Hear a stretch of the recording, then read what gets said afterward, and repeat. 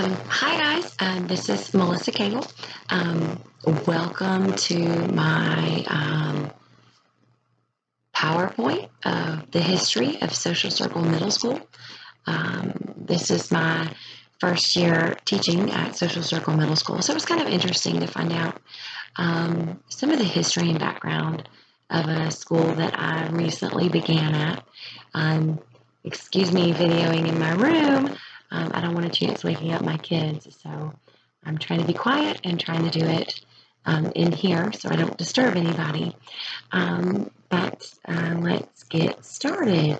A little bit about Social Circle. It's a really small town in Georgia.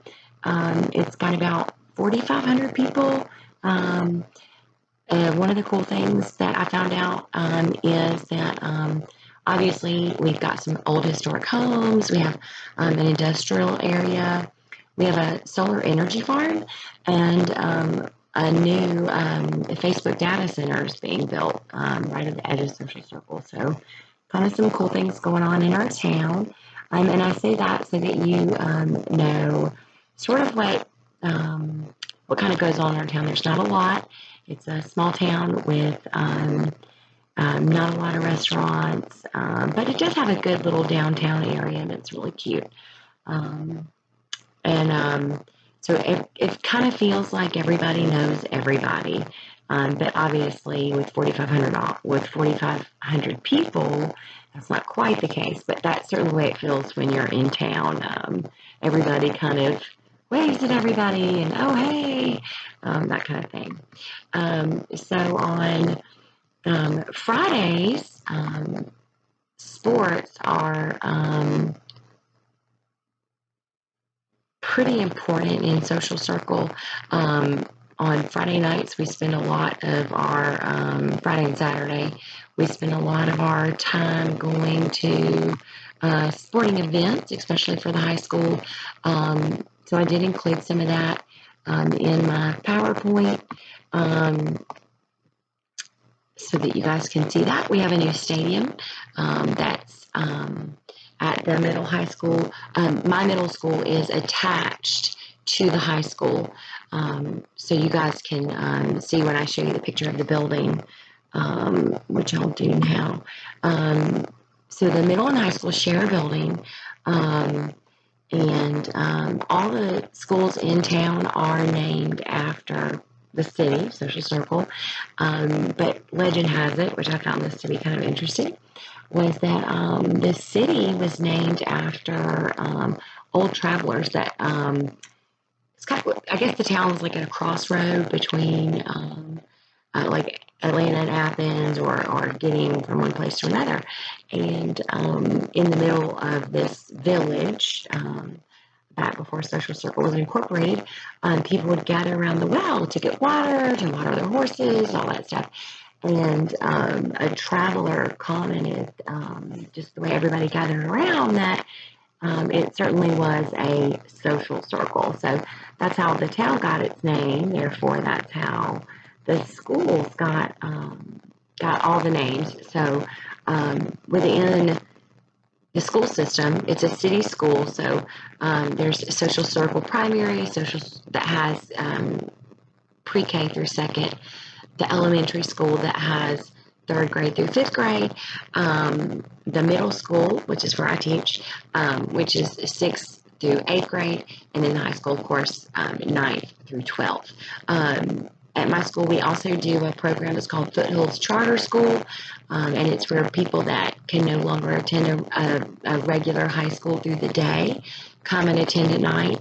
And there's a handful of teachers and a handful of kids that attend that to help support our students that can't complete high school in a traditional sense.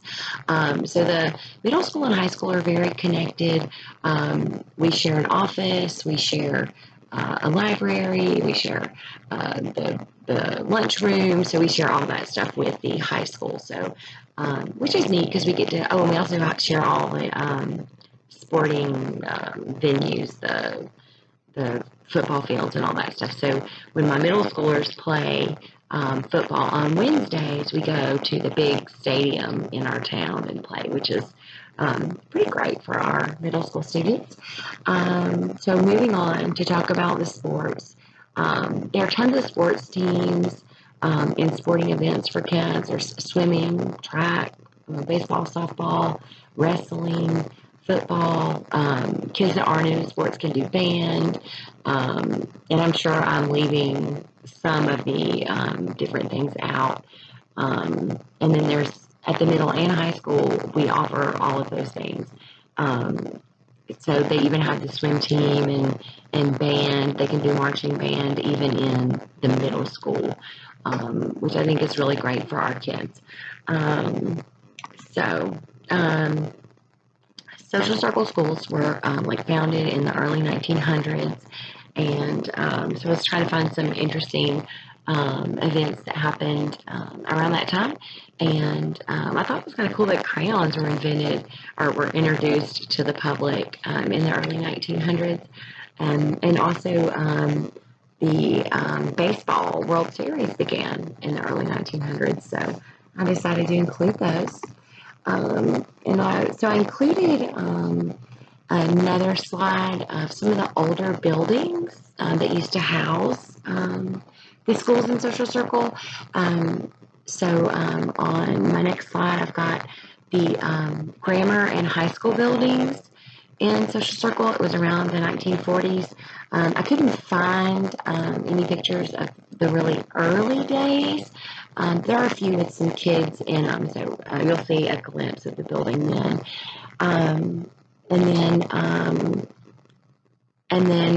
Also, I've got a picture of the gymnasium from the 60s when the school was segregated, and it housed from elementary to high school. So through my research, I did find a case, which I'll talk a little bit more about separately, where the city school board, the school board, was sued, not federally, but on a more local Georgia level,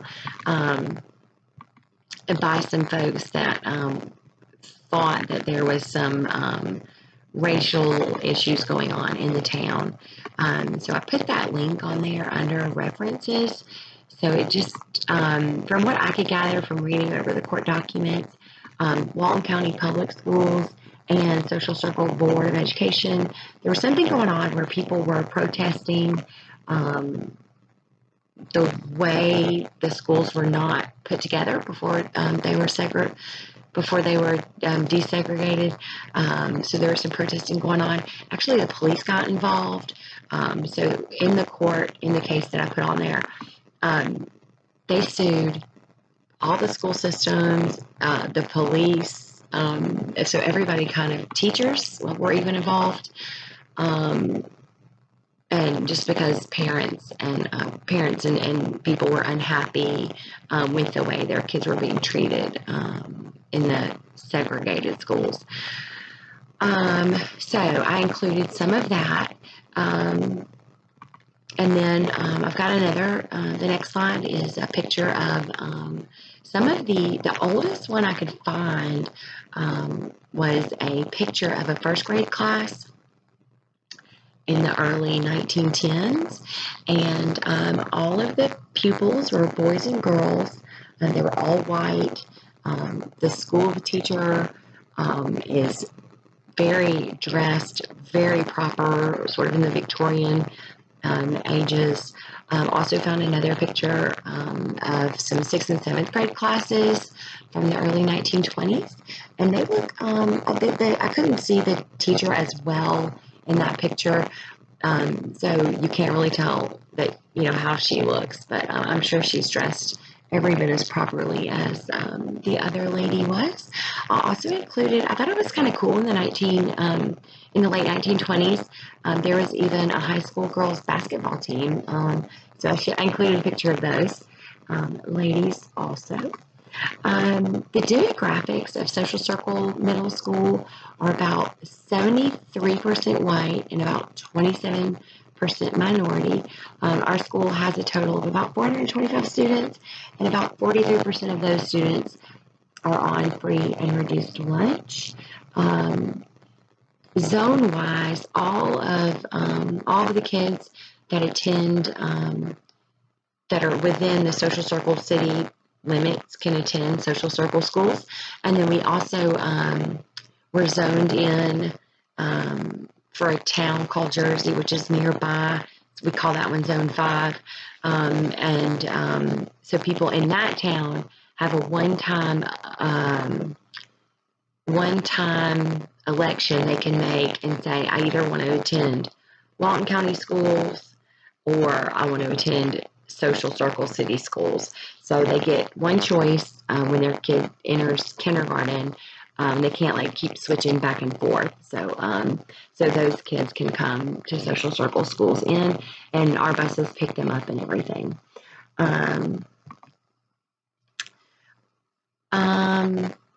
Yes, and I put some more information in about that. Even though we were sued in Georgia, even though the school system was sued in a local district, a Georgia court of law, that our school system has never been under federal court jurisdiction for not being desegregated. So from what I could find, it looked like the school put in place some guidelines under the Department of Health, Education, and Welfare and followed the guidelines and had that one little incident where someone sued the school system, and that was about it. And hopefully I've covered everything. My video is running a little bit longer, so I'm going to get off here. Thank you so much.